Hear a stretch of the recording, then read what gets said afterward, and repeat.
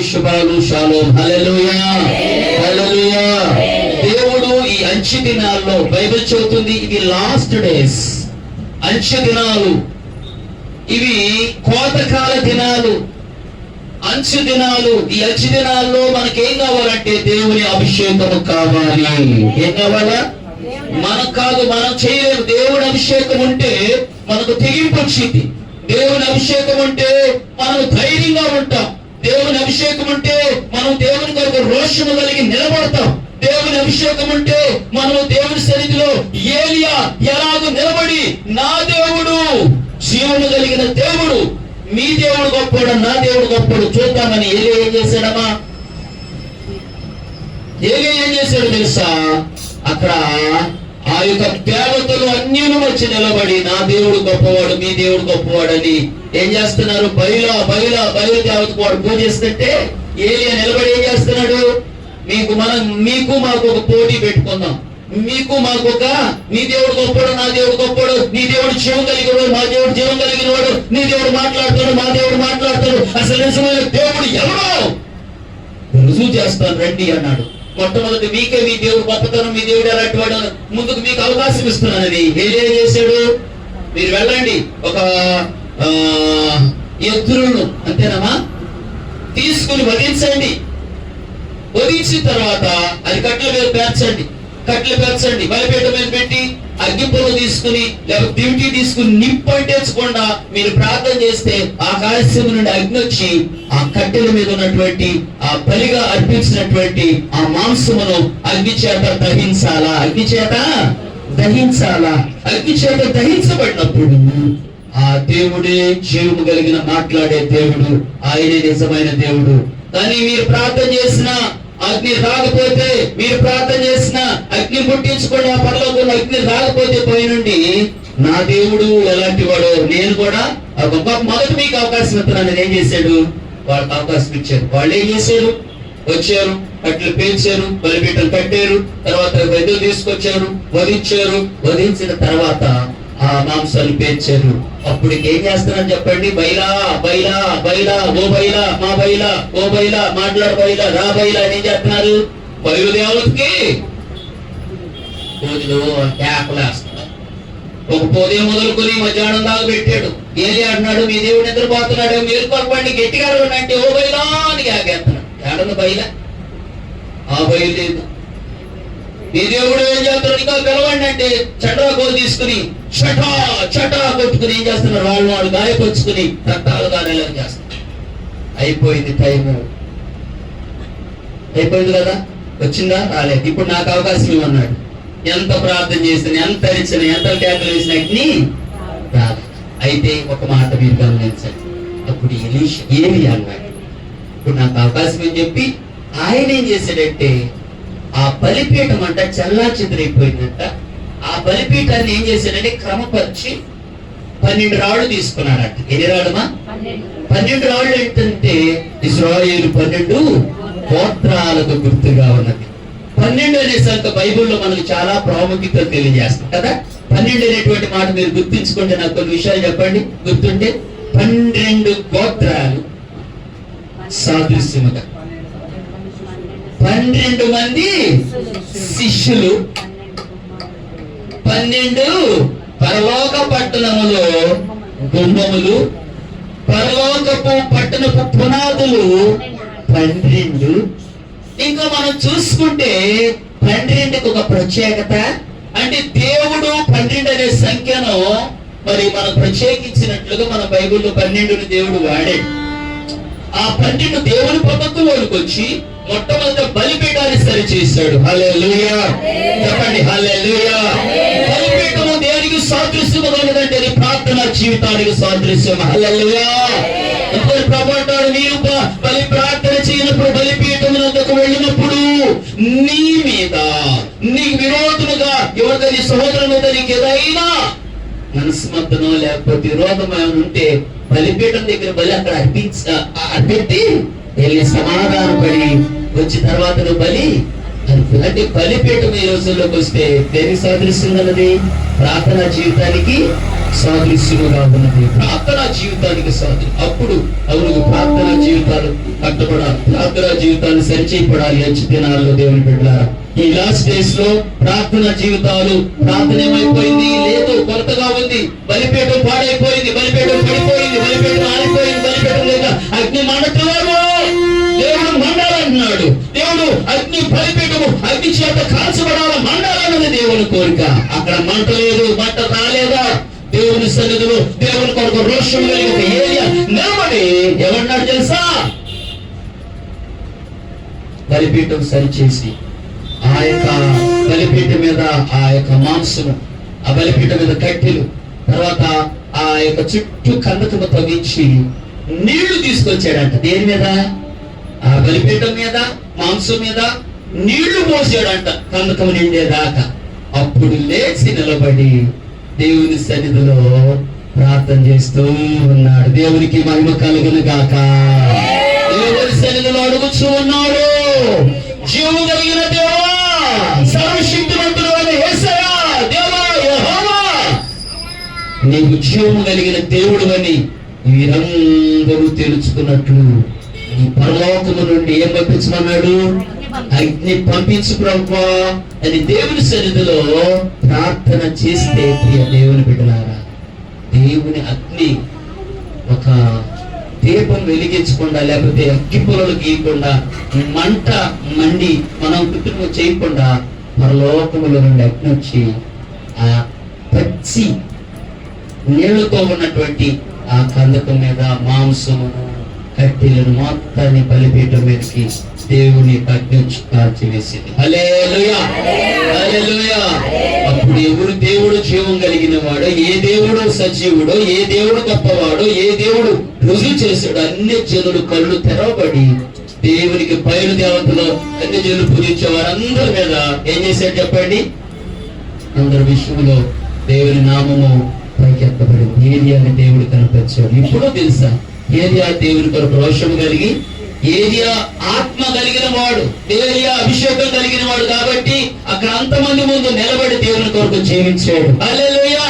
కాబట్టి ఈ దినాల్లో మనకి ఏం కావాలంటే దేవుని ఆత్మ కావాలా, అభిషేకం కావాలా, దేవుని కృప కావాలా. దేవుని అభిషేకం లేకపోతే మనం పిరికివాడుగా ఉంటాం. దేవుని అభిషేకం లేకపోతే ప్రార్థన చేయాలన్నా భయపడతాం, సాక్ష్యం చెప్పాలన్నా భయపడతాం, పాట పాడాలన్నా భయపడతాం, నలుగురిలో రావాలన్నా కానీ భయపడతాం. భయపడేది దేవుని ఆత్మ కాదు. దేవుని వాక్యం ఉన్నది, మీరు భయపడుటకు ఏ పిరికితనము కలిగిన ఆత్మను మీకు నేను ఇవ్వలేదు, ధైర్యము ఇంద్రియ నిగ్రహం కలిగిన ఆత్మనేనని మీకు ధైర్యం ఇచ్చింది.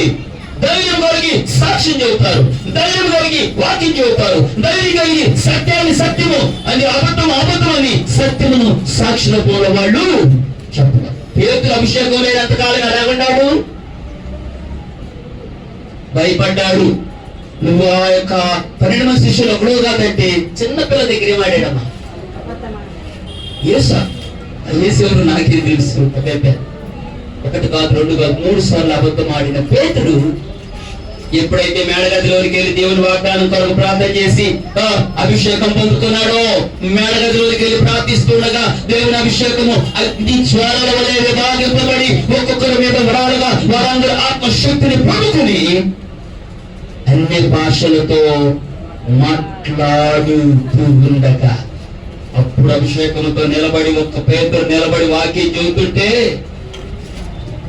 5,000 మంది కదమ్మా, 5,000 మంది 7,000 మంది అందరు అయ్యలారా రక్షణ పొందుటకు మేమేమి రక్షణ నిలబడ్డాడు. అయితే అదే పేతురు దేవుని కొరకు నిలబడి అనేక పేతురు నిలబడినప్పుడు, పేతురు అనేక మంది స్వస్థపరుస్తున్నప్పుడు అదే పేతురు నిలబడి వాక్యం చెబుతూ ఉంటే కొంతమంది దేవుని నామం ప్రకటించబాకు, యేసయ్యను ప్రకటిస్తే నేను చంపుతాం, ఆ పేరెత్తబాకు, ఆ పేరెత్తితే నిన్ను చంపుతామని చెప్పినప్పుడు పేతురు ఏం చేశాడు? చంపినా గాని మా దేవుని ప్రకటించం, చంపితే ఏంది, చంపినా గాని అని చెప్పి దేవుని కొరకు ఆయన హతసాక్షిగా మార్చబడ్డాడు. ఎలా మార్చబడ్డాడు? హతసాక్షిగా మార్చబడ్డాడు. ఎవరు? అవునా? ఎప్పుడో తెలుసా? దేవుని ఆత్మ పొందినప్పుడు ధైర్యంగా నిలబడి మరణమైన చావైనా కానీ ఎక్కడ వెనక్కి ధైర్యం కావాలి. ఎప్పుడు నీకు ధైర్యం ఉంచుకుంటే నువ్వు దేవుని అభిషేకము పొందుకోవాలి. ఈరోజు ప్రగడాల ప్రవీణ్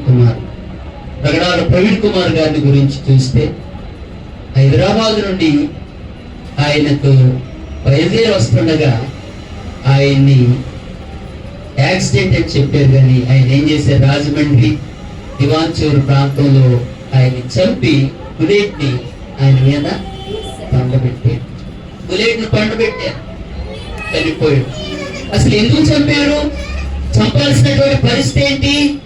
ఎందుకు ఆయన్ని హైదరాబాద్ నుండి సాగాలనేటువంటి ప్రాంతంలో స్వార్థ చెవడానికి బయలుదేరాడు. ఆయన స్వార్థ కోసం దేవుని పని మీద సత్యాన్ని వాక్యాన్ని ప్రకటించడానికి బయలుదేరితే కొంతమంది వ్యక్తులు మతోన్మాదులు ఆయన్ని కర్రలతో కొట్టి చేయాల్సిన విధంగా చేసి అది యాక్సిడెంట్ గా చిత్రీకరించి అక్కడ పడేశారు. ప్రియ దేవుని బిడ్డలారా, నిజంగా దేవుని కొరకు ఆయన చంపబడటానికి కారణం ఏంటంటే ఒకే ఒకటి, దేవుని కొరకు చాలా రోషం కలిగిన వ్యక్తి. సత్యానికి భిన్నమైన బోధ ఎక్కడైనా కనపడితే ఏమి జోక్యం చేసుకుని ఇది సత్యము ఇది అబద్ధము, ఇలాగ మనం ఉండాలా, ఇలాగ వాక్యం చెబుతుంది, నా ప్రభు చెప్పింది ఇది, మీరు అలా సత్యములో నుండి అసత్యములో ఉండకూడదని సత్యములో నుండి సర్వసత్యములోనికి అనేక మందిని నడిపించారు. టీవీ ప్రోగ్రామ్ చూడండి, డిబేట్స్, చాలా డిబేట్స్, టీవీ డిబేట్స్ లో ఆయన చక్కని అన్ని గ్రంథాలు, మత గ్రంథాలు, బైబిల్లో నుండే కాదు, మరి మహమ్మద్ ప్రవక్తల గురించి ఖురాన్లో నుండి, రామాయణము, ఇది భగవద్గీతలో నుండి, పురాణాల్లో నుండి అనేకమైనటువంటి సంగతులు మీరు చెప్పారు. ఈ సత్యము ఏది, బైబిల్ చెబుతుంది ఏంది, ఖురాన్ చెబుతుంది ఏంది, ఇదిగో ఇక్కడ భగవద్గీత చెబుతుంది ఏంది, ఈ గ్రంథాల్లో సత్యం పదార్థి. ఒకప్పుడు క్రిస్టియన్ లేకపోతే నీకు దిక్కు లేదు. క్రైస్తవులు ఈరోజు ఈ యొక్క భారతదేశానికి వచ్చి ఏం చేసాడు, సత్యాన్ని బయట పెడుతూ పాపాలు వచ్చినాడు. ఒకప్పుడు సత్యం ఏంటో తెలుసా, 50 సంవత్సరాల క్రితం అంట సనాతన ధర్మం అనేది ఒకటి ఉండేదట. ఆయన చెప్పిన బోధల్లోనే నేను విన్నా. ఆయన చెప్పిన బోధలో ఏంటి, 50 సంవత్సరాల క్రితము స్త్రీలను మన ఆ యొక్క అట్టరాని తెగగలిగినటువంటి వ్యక్తులుగా ఉన్నటువంటి, దళితులుగా ఉన్నటువంటి కొంతమంది తెగగలిగినటువంటి వ్యక్తులంట ఏం చేసేవాళ్ళంటే, ప్రియ దేవుని బిడ్డలారా, అందరిలాగా వచ్చేవాళ్ళు కాదు. స్త్రీలు కొంతమంది వివాహం చేసుకుంటే ఆ దినాల్లో వివాహం చేసిన తర్వాత, వివాహం చేసిన పొందులు గారి దగ్గర వివాహం అయిన తర్వాత కొంతకాలమే ఉండాలంట. శుద్రుడు పోవాలంటే ముందుల భర్త దగ్గర కాదంట, ఆయన దగ్గరింది కొంతకాలం మీద అవ్వాలని అక్కడ చేశారంట. ఇది దేవుడు చెబుతాడు. తర్వాత ఇలాంటి కొన్ని తీసాడు. కొంతమంది శుద్రులు వస్త్రాలు లేకుండా, బ్లౌజ్ లేకుండా కొంతకాలం ఇది చెబుతుంది అని ఈ సత్యాన్ని చేశారు. ఇవన్నీ మార్పు తీసుకొచ్చింది, క్రిస్టియాని తీసుకొచ్చింది, వైద్యం తీసుకొచ్చింది, జ్ఞానం తీసుకొచ్చింది, వెలుగు తీసుకొచ్చింది. ఎవరంటే దేవుని బిడ్డలు రావటం ద్వారా, ప్రవక్త అయినటువంటి 12 శిష్యులు ఒక వ్యక్తి అయినటువంటి తోమా గారు రావటం ద్వారా ఏం జరిగిందో ఈ సత్యాలన్నింటినీ వెలుగు తీసి ఏం చేశారంటే చెప్పాడు. డాక్టర్ బిఆర్ అంబేద్కర్ గారు యేసుక్రీస్తు ప్రభుని నేను నమ్ముకుంటాను, బాప్తిసం తీసుకుంటానని చెప్పాడు. ఎవరు చెప్పాలా? చరిత్ర చదివాడు. ఒక మాట తెలుసా, ఆయన రూతు గ్రంథాన్ని చదివి వ్యాఖ్యానం చేశాడు. అంబేద్కర్ గారు బైబిల్ చదివాడని నేను చూపుతాను. చరిత్రలో నుండి లాగి ఇవన్నీ కూడా బైబిల్ సత్యమని ఇవన్నీ చెప్పుకుంటా వచ్చి సత్యాన్ని ఆయన చెబితే తొదకి ఈ రోజు ఏం చేశారంటే, సత్యానికి కొరకు దేవుడు సన్నిధిలో నిలబడినటువంటి ఆ వ్యక్తి యొక్క నోరును మూపించడానికి చంపేసి. ఎంత భయంకరం చిత్రంలో ఆ సిచ్యువేషన్ అవన్నీ కూడా చూస్తే నాకు పాస్ట్ గారు పెట్టేటువంటి వాట్సాప్, ఈ నోరు పగిలిపోయింది, మొహం అంతా కూడా పగిలిపోయింది, పగిలిపోయినటువంటి ఫేస్, హెల్మెట్ ఉంది, ఇవన్నీ కూడా భయంకరంగా. ఇక్కడ ఈ గుండెల మీద పూర్కాలతో కొడితే ఇక్కడ ముద్దులు ఒక వ్యక్తి తగినట్లుగా మొత్తం పగిలిపోవడం, చూడటానికి అనుకోవడం లేకపోవడం, ఇవన్నీ కూడా గాయాలతో అధ్యయనం అవన్నీ కూడా అట్లా జరగడానికి గల కారణం దేవుని కొరకు రోషం కలిగి సావైనా కానీ నెల క్రితం బెదిరించారంట. నువ్వు బాబులు ఎలా చేస్తున్నావు, మా గురించి చెబుతున్నావు, సత్య చెబుతూ నేను చంపేస్తామన్నారంట కొంతమంది. నెల క్రితం అన్నాడంట నాకు ప్రాణహాని ఉంది అన్నారు. కానీ ఇలా ఫ్లాట్ గా చెప్తారని ఆయన ఏదేమని దేవుని కొరకు ఒక హఠాత్ సాక్షిగా మార్చబడ్డాడు. దేవుని స్తోత్రం. ధైర్యంగా చూడటానికి ధైర్యం ఎంతకంటే మంచి దినాల అభిషేకం ఆయన కలిగి ఉన్నాడు. హల్లెలూయా. అభిషేకం కలిగి ఉన్నాడు కాబట్టి అలాగ దేవుని సత్యాన్ని సత్యంగా సత్యం నోరు మూపిస్తారా? ఏమండి, ఆనాడు స్టెఫెను కూడా ఒక ఆయన ఉన్నాడు. స్టెఫెను నోరు మూపించాలని చూశాడు. స్టెఫెను కూడా ఏం చేశాడు? స్టెఫెను కూడా దేవుని సత్యాన్ని బోధించుతున్నాడు. ఒక స్టెఫెను వాళ్ళు చంపేశారు. ఒక స్టెఫెను చంపితే నిజంగా ప్రపంచములో చరిత్రలో తిరగరాసేటువంటి సౌలు అక్కడ ఉన్నాడు. సౌలు అనేటువంటి వ్యక్తి మార్చబడ్డాడు. నిజంగా సంఘాలన్నింటినీ హింసించే వ్యక్తి సౌలును పౌలుగా మార్చి అతని అతిసాక్షి ద్వారా అతని ద్వారా ఏమైంది చెప్పండి? సౌలు రక్షణలోనికి వచ్చారు. హల్లెలూయా. అలాగే బైబిల్లో మీరు ఇంకా చూసినట్లయితే ప్రియులారా, ఈరోజు ప్రగడాల ప్రవీణ్ కుమార్ గారిని చంపారనుకున్నాడేమో కానీ అక్కడ చంపబడినటువంటి ఆయన రక్తము మొరపెట్టింది, ప్రభువా నన్ను చంపాడయ్యా. ఈ ముష్కరులు, ఈ మహోన్మాదులు, నిన్ను ఎరగని వారు చంపారు. వీరందరినీ దర్శించి వీరందరికి నేను ఆనాడు ఏబేలుని చంపాడు. ఎవరు? అన్నైనటువంటి కయ్యూను చంపి పెదలకొండ ముందు దుడుచుకుని కూర్చుని ఉంటే దేవుడు అన్నాడు, కయ్యూను నీ తమ్ముడైనటువంటి ఏబేలు ఎక్కడ అని అంటే అంటున్నాడు, ప్రభువా నా తమ్ముడికి నేను కావలి వాడినా నాకు తీర్పించు. ప్రభు అన్నాడు, నీకేం తెలుసా? నువ్వు చంపినటువంటి నీ తమ్ముడు రక్తము నేలలో నుండి ఏం చేస్తుంది? మొరపెడుతూ ఉన్నది. నేలలో నుండి తమ్ముడు రక్తం చంపేసిన తమ్ముడు ఏబేలు రక్తం ఏం చేస్తుంది? ఈ రోజు ఆయన చంపేశాడు, ఆయన రక్తం మొరపెట్టుదా? ఖచ్చితంగా మొరపెడుతుంది. నువ్వు కాబట్టి తమ్ముడు నిష్కారణను చంపేవు కాబట్టి నీ తమ్ముడు అర్పణ కంటే నీ అర్పణ తక్కువైపోయింది, నీది అంగీకరించబడలేదు, నీ తమ్ముడు మీద అసూయతో నువ్వు చంపేవు కాబట్టి నీవు శపించబడుతున్నావని దేవుని శాపం అని దేవుని మీదకి వచ్చింది. ఆ రక్తము దేవునికి మొరపెట్టినట్టుగా ఈ రోజు ప్రవీణ్ కుమార్ గారి యొక్క రక్తం కూడా మొరపెట్టదా? ఇలా ఒక వ్యక్తిని చంపారేమో అసలు ప్రపంచం అంతా కూడా స్ప్రెడ్ అయ్యి కూడా ఏ యూట్యూబ్ లో స్క్రోల్ చేసి చూసినా కానీ ఎవరంటున్నారు? ఎందుకు అంత స్వార్థం? ఆయన అంతా స్ప్రెడ్ అయ్యేటంటే ఒకటే దేవుని కొరకు రాష్ట్రంగా అభిషేకంతో సర్వసత్యములో నుండి సర్వసత్యంలోనికి నడిపిస్తున్నాడు. నిజంగా ఆయన చవటమే కాదు కానీ ఆయన క్రియల్లో కూడా నిజంగా ప్రేమ కలిగి క్రైస్తవుడు, క్రియలు కలిగిన క్రైస్తవుడు, ఆయన ప్రేమ కలిగిన వాడు, ప్రేమ క్రియల్లో చూపిస్తున్నాడు. ఆయన గురించి కొంతమంది చదువుతుంటే, సాక్ష్యాలు చదువుతుంటే విన్నాము. ఆయన ఒక మంచి బిజినెస్ మ్యాన్. ఆయన సాఫ్ట్వేర్ కంపెనీస్ కొన్ని వేల వందల మందికి ఉపాధిని కల్పిస్తుంది. ఇంకో మాట ఏదో తెలుసా? ఆయనకి ఇద్దరు కూతుర్లు అయితే ఆడపిల్ల వయసుకి వచ్చి 18 సంవత్సరాలు. రేపు వచ్చే నెలలో ఏప్రిల్లో అమెరికాను అక్కడికి ట్రైనింగ్ పంపించాలని కుమార్తెల గురించి ప్లాన్ చేసుకుని చివరి రోజు ప్రసంగంలో ఆయన మాట్లాడిన మాట, నెక్స్ట్ ఆ కూతుర్ని ఎక్కడ పంపించాలి, నేను ఏప్రిల్ మీటింగ్స్ అవ్వాలి, నేను బిడ్డను పంపించాలని ప్లాన్ కలిగి బిడ్డల విషయంలో ఒక ప్లాన్. అంత మాత్రమే కాదు, తన పిల్లలతో పాటు 12 మంది పిల్లల్ని ఆర్ఫన్స్ తీసుకుని పిల్లలతో పాటు సమానంగా ఈక్వల్ గా వాటిని పెంచుతున్నాడు. పిల్లలతో పాటు వారితో పాటు భోజనం అందరూ మంచిగా దిక్కులేని వారిని తీసుకుని పెంచుతున్నాడు.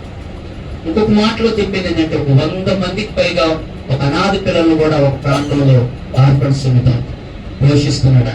దేవునికి స్తోత్రం. వృద్ధాశ్రయాలని తను సంపాదించిన బిజినెస్ ద్వారా వచ్చే ధనము అలా వృద్ధులకు, పేదలకు, దిక్కులేని వారిని కొంతమందికి అలాగూ క్రియల పూర్వకంగా కూడా ప్రేమను ఇతరులకి చూపించే వ్యక్తిగా కూడా మంచి సాక్ష్యం కలిగిన దేవునికి మహిమ కలుగునుగా. పిల్లరా, నిన్ను వల్లే నీ పొరుగు వారిని ప్రేమించని మాటలు చెప్పడం కాదు కానీ పొరుగు వాడిని ఏం చేశాడు? వీళ్ళలో దిక్కులేని వారికి, అనాథరికి, ఇబ్బందులు ఉన్న వారిని పరామర్శించడం, అనేక ప్రాంతాలకు మనకూరు కూడా వెళ్ళి అనేక మంది హెల్ప్ చేసి రకరకాలుగా క్రియల కొరకు కూడా ఆయన చేశాడు. వీళ్ళరా దేవుని కొరకు ఒక హతసాక్షిగా మన దేవుడు భూమి మీద వచ్చినట్టు చెప్పినట్టుగా బైబిల్లో ఉన్నది కదా, మంచి పోరాటం పోరాడి తిని నా పరుగును అడగొట్టించి తిని నా కొరకు నీతి కిరీటమనుదని పౌరు చెప్పినట్లుగా మంచి పోరాటం పోరాడి తన పని ఏంటో తను ఈ లోకంలో కంప్లీట్ చేసుకున్నాడు. దేవుని కొరకు బలమైనటువంటి హతసాక్షిగా మార్చబడ్డారు. మన హైదరాబాద్ ఆయన భౌతికి ఆయన తీసుకుని వెళ్ళి మంచిగా ఒక కార్యక్రమం కూడా కొన్ని వేల మంది ఇప్పుడు కూడా రాలేదు. అంత ప్రవాహం జనాల్లో వచ్చి కార్యక్రమం కూడా ముగించబడింది. ఆ రోజు వచ్చి తన భార్య అయినటువంటి జెసిక అనుకుంటా తన భార్య పేరు, వచ్చామా మరి నీ భర్తని లాగా చంపేశారు, మరి మీరు ఏం మాట్లాడతారు ఏంటన్నా నీ భర్త విషయంలో విలేకరులు వచ్చి నాకు తెచ్చాము చెప్పి నా భర్త దేవుని దగ్గరికి వెళ్ళాడు, దేవుడు పని చేశాడు, దేవుని సన్నిధికి వెళ్ళాడు. నా భర్త చంపిన వాళ్ళు నేను దేవుడికి అప్పగిస్తున్నాను, నేను క్షమిస్తున్నాను అని చెప్పి చెప్పి ముగించి ఈయన గారు చేసిన పరిచర్య ఈ మినిస్ట్రీ మరలా మేము కొనసాగిస్తాము, నా కొరకు ప్రేర్ చేయండి, 2 మాటలు చెప్పి ఎంత అద్భుతమైనటువంటి ఆ త్యాగం, ఆ బోధన, ఆయన బోధనలు ఆమె లోపల నుండి అలా ఆమె కూడా ఒక మంచి సమర్పణతో ఒక అభిషేకంతో మాట్లాడదండి. దేవునికి స్తోత్రం. ఇలాంటి చెప్పిన వాళ్ళు ఎక్కడండి? అలా ఎవరైనా చెబుతారు, కొడితే ఒక దెబ్బతే 2 దెబ్బలు 4 దెబ్బలు, ఒక మాటకే 10 మాటలు చదువుకొని నిజంగా అంత త్యాగము, అంత ఓర్పు, భర్తను కోల్పోయి సర్వస్వాన్ని కోల్పోయిన స్త్రీ ఆ మాట అంటే ఎంత గొప్ప సత్యము కొరకు దేవుని సన్నిధిలో అభిషేకం కలిగి ఉంటే మాట్లాడతారండి.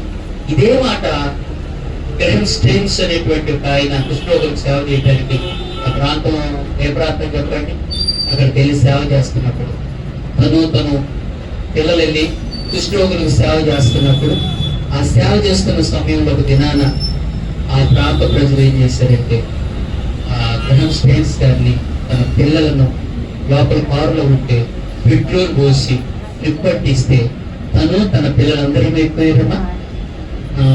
ఆ మంటల్లో కాలిపోతున్నారు. భార్య పరిగెత్తుకుంటూ వచ్చేకి సగం కారు కాలిపోయింది.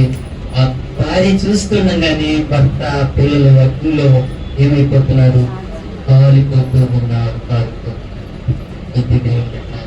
కాలిపోయి బూడిదయ్యాలా ఆడించింది, ఏడ్చింది. సేమ్ అలాగా చనిపోయి దేవుని కొరకు అసాక్షులుగా మిగిలిపోయిన తర్వాత కార్యక్రమం అయిన తర్వాత ఇలాగే కొంతమంది విలేకరులు వచ్చారు, నీ భర్తను మీరు కుష్ఠరోగులకు సేవ చేయడానికి, దేవుని ప్రేమ పంచడానికి, స్వార్థ ప్రకటించడానికి ఎందుకు వస్తే నీ భర్తను చంపేశారు కదా, నీ పిల్లలు అగ్నితో పెట్రోల్ పోసి తగలబెట్టారు కదా, వారి విషయంలో మీరు ఏమనుకుంటున్నారు?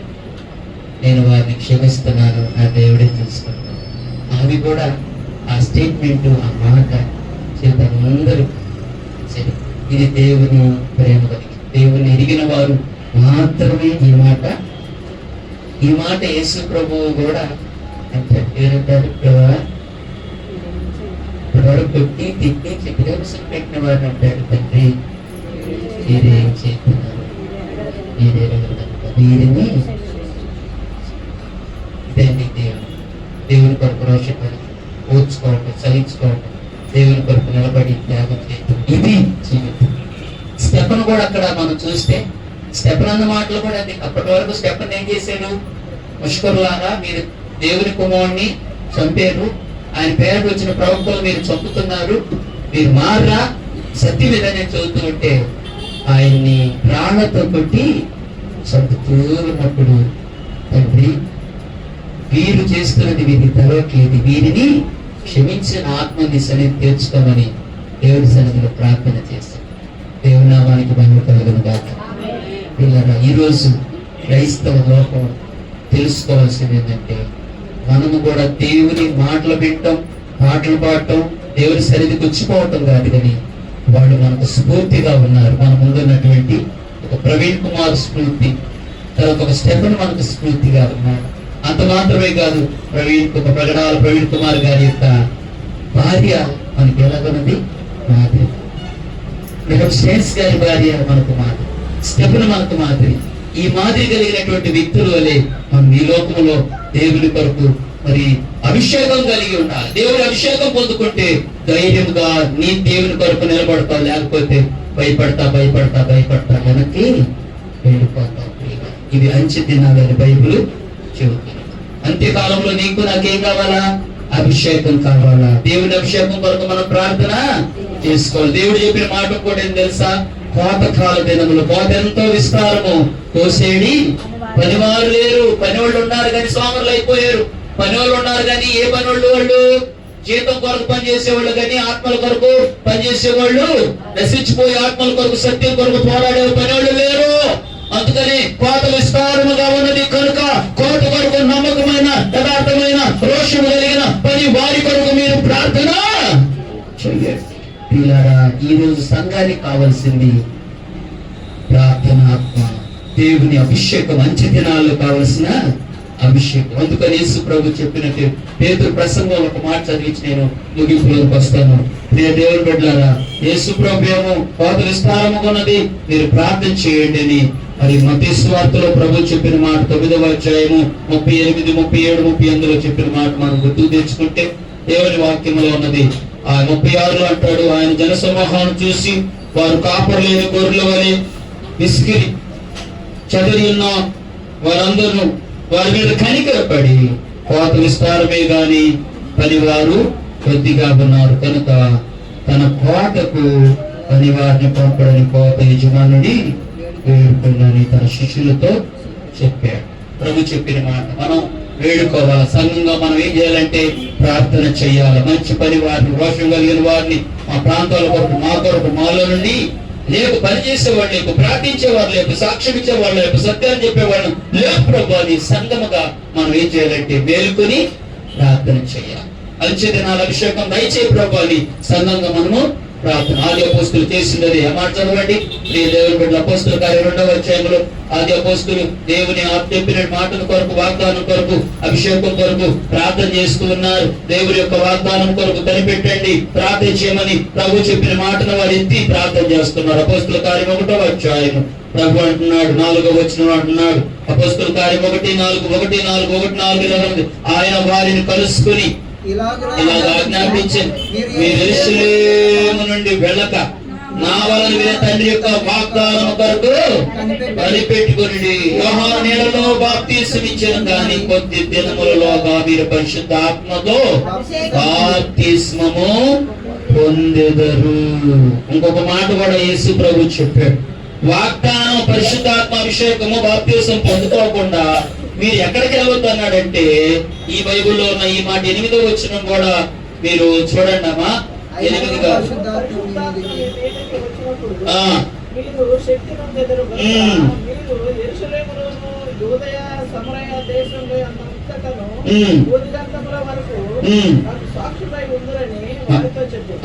ఈ మాట అయినను పరిశుద్ధాత్మ మీ మీదకి వచ్చినప్పుడు మీరు శక్తి పొందుకుంటారు. హల్లెలూయా. యెరూషలేములోను యోదయ సమరయ దేశమంతటా భూదిగంతముల వరకు నాకు సాక్షులుగా ఉందిరని చెప్పాడు. అభిషేకం పొందుకోకుండా, శక్తి పొందుకోకుండా, పరిశుద్ధాత్మ బాప్తిస్మం పొందుకోకుండా మీరు బయటికి వెళ్ళనే వెళ్ళొద్దని ఖండితంగా యేసు ప్రభు వారికి చెప్పాడు. కనుక తండ్రి వాగ్దానం కొరకు ఏం చేస్తున్నారు? వాళ్ళందరూ 120 మంది మేడగదిలో 2వ వచనం చదువుకుంటూ పెంతెకోస్తు పండుగ దినం వచ్చినప్పుడు అందరూ ఒక చోట కూడి అప్పుడు వేగముగా వీచు బలమైనటువంటి గాలి పెట్టి ఒక ధ్వని ఆకాశము నుండి అకస్మాత్తుగా వారు కూడి ఉన్న చోటు ఇల్లంతయు నిండెను. మరియు అగ్ని జ్వాలల వంటి నాలుకలుగా విభాగింపబడినట్లుగా వారికి కనబడి వారిలో ఒక్కొక్కని మీద అందరూ పరిశుద్ధాత్మతో నిండిన వారై ఆత్మ వారికి వాక్శక్తి అనుగ్రహించిన కొలది అన్ని భాషలతో మాట్లాడుచుంటే. హల్లెలూయా. అప్పుడు అందరూ ఆత్మతో వాగ్దానం పొందుకుని పేతురు అభిషేకంతో నింపబడి భాషలు మాట్లాడుతూ నిలబడ్డాడంట. నిలబడి ఆయన మాట్లాడినటువంటి మాటల్లో ఒక మాట ఏంటంటే, ఆ కాలమున ఆయన దేవుని నామములో అభిషేకం పొంది నిలబడి 14వ వచనంలో అయితే పేతురు ఆ 11 కూడా లేచి ఎవరమ్మా 11 కూడా లేచి నిలిచి బిగ్గరగా వారి తిట్లను, యోదయ మనుషులారా, యెరూషలేము కాపురస్తులారా, సమస్త జనులారా ఇది మీకు తెలియను గాక. చదవండి. చెవియొగ్గి చెవియొగ్గి నా మాటలు వినుడి. మీరు ఊహించినట్టు మీరు మబ్బులు కారు, ప్రొద్దుపడిచి జావైనను కాలేదు. యోవేలు ప్రవక్త ద్వారా చెప్పబడినది ఏమనగా ఇదే. ఏమనగా ఈ మాట చదవండి, అందరూ చదవండి. అందరూ అంత్యదినములయందు నేను మనుషులందరి మీద నా ఆత్మను కుమ్మరింతును. మీ కుమారులు మీ కుమార్తెలను ప్రవచించదు. మీ యవనులకు దర్శనములు కలుగు, వృద్ధులు కలలు పొందురు. ఆ దినములలో నా దాసుల మీదను నా దాసుల మీదను నా ఆత్మను కుమ్మరించెదరు కనుక వారు ప్రవచించెదరు. గట్టిగా చప్పట్లు కొట్టి దేవునికి మహిమ ప్రభావాలు కలుగును గాక. దేవుని సన్నిధిలో పేతురు అభిషేకం పొందుకున్న తర్వాత తండ్రి వాగ్దానం పొందుకుని లేచి నిలబడి యోవేలు ప్రవక్తలు చెప్పిన మాట దేవుని వాగ్దానం. యోవేలు ప్రవచించిన ప్రవచనం ఏంటంటే అంచె దినములలో నేను మనుషులందరి మీద నా ఆత్మను కుమ్మరిస్తాను. కుమ్మరించబడినప్పుడు ఆత్మ వచ్చినప్పుడు అందరి మీదకి వచ్చినప్పుడు ఏం జరుగుతుంది? యోవేలు ప్రవక్త చెప్పిన మాట ప్రకారము మీ కుమారులను మీ కుమార్తెలను యవనులు ఏం చేస్తారు? దర్శనాలు చూస్తారు. దర్శనాలు కలుగుతాయి. మీ యవనస్తులందరి మీద ఆత్మను కుమ్మరిస్తారు. మీ కుమార్తెలు ఏం చేస్తారు? ప్రవచనాలు చేస్తారు. యవనస్తులు దర్శనాలు చూస్తారు. వృద్ధులు కలలు. సంఘ క్షేమాభివృద్ధి నిమిత్తం నేను చేసే కార్యము అప్పుడు ప్రారంభమైంది నా యొక్క పని అని దేవుడు యోవేలు ప్రవచనం ద్వారా తెలిసినటువంటి మాట దైవచనుడైనటువంటి ప్రవక్త అయినటువంటి పేతురు ఈ మాట జ్ఞాపకమునకు తెచ్చారు. దేవుని నామానికి స్తుతులు కలుగును గాక. చెప్పండి హల్లెలూయా. కాబట్టి అంచె దినాల అభిషేకం కొరకు మనం ఏం చేయాలా? ప్రార్థించాలి. అందుకని నేను పాట పాడాం. అంచెకల అభిషేకం సర్వజనుల కోసం, కొట్టగల దినములివి తండ్రి నీ ఆత్మతో నింపును. కొట్టగల దినములివి తండ్రి నీ ఆత్మతో నింపును. మండే అగ్నిరావా అన్య భాషలతో అభిషేకించు. ఎగసే కాలల్లి నలుపాసునా జీవ నది వలె ప్రవహించు. మరణ సర్వత మండే అగ్నిలోకి రావా అన్య భాషలతో అభిషేకించు. ఎగసే కాలల్లి నలుపాసునా జీవ నది వలె ప్రవహించు. అంచకల అభిషేకం సర్వజనుల కోసం, కొట్టగల దినములివి తండ్రి నీ ఆత్మతో నింపును.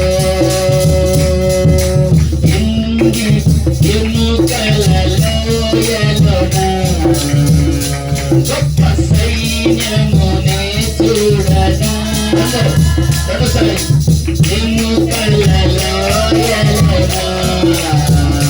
గొప్ప సైన్యమునే చూడగా